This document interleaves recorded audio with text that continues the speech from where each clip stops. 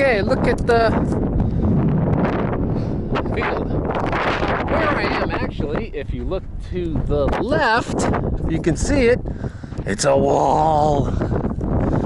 I am in just south of San Diego at the US-Mexico border. This is actually where they take a lot of that footage because I believe the wall extends all the way down and goes into the ocean for a little bit. So it's a little confusing around here because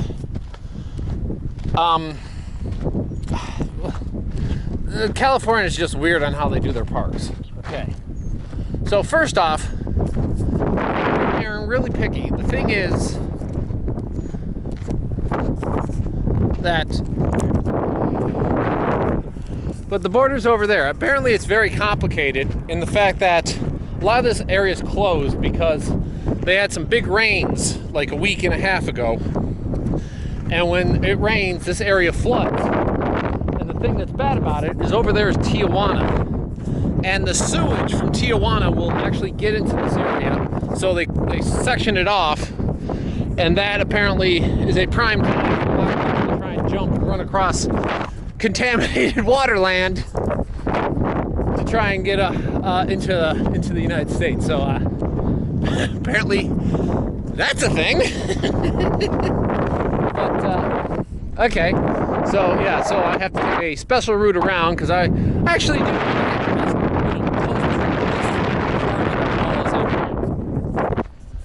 legally, of course. And California has a weird way of doing it. It kind of makes it sound like when you're here, they kind of make it sound like nobody's allowed in because it says authorize this, authorize that. Really, there's no authorized, people are allowed to walk around and hike on designated trails. Just no civilian vehicles are allowed in. So you can't ride in, drive in, anything like that. I mean, I guess you could probably do a bicycle. And I know that's true. I know they have no problem because I've talked to a number of border patrol people, and a number of them have seen me walking through here, and there's other people behind me walking along as well. So obviously it's legal to be here. Otherwise they'd say, well, at the entrance they would say, no, turn around. Oh, one of the helicopters touched down.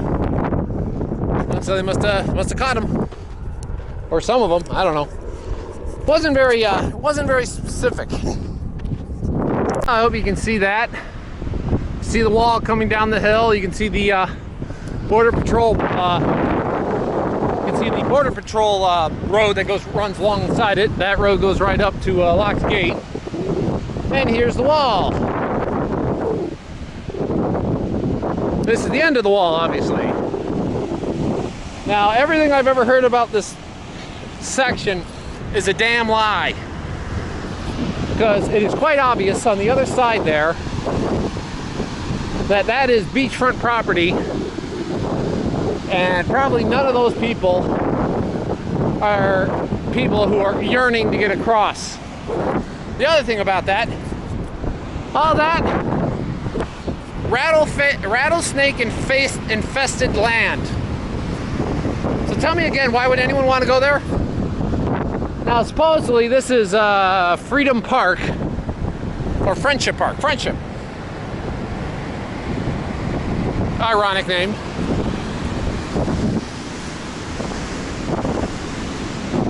So, yeah, here's the wall. So that looks like some kind of visitor center right there. Oh, there's Border Patrol. And there's the wall. Okay. Border Patrol kind of has a watchful eye. They saw me approaching the wall, probably on some kind of video feed, and have directed me not to go next to it. Oh well. I got there. I'm not gonna run up and touch it. No reason to get in trouble for no good reason. Oh, there are the cameras. Oh well, I was here. So that, on that side, I guess they don't want you getting close to it because then it becomes an entanglement of, like, if, you know, there was any question of citizenry. So, oh well. Hey, I was here. Whatever. did it. Well, you know, nice little ocean, but looking back at the wall, I can't believe the amount of razor wire they got on it. Can't even get near it until it gets to basically where the ocean where the ocean can actually get at the wire. So, well, that's an interesting look. Too bad they don't have like a like visitor center like they seem to do on the Mexican side. It's just one big continuous wall. Everything you've seen from here has to have been staged. Because from the American side, it's like a 30-minute walk, again, through rattlesnake-infested lands, which also could be an open sewer. So, I got my photo op.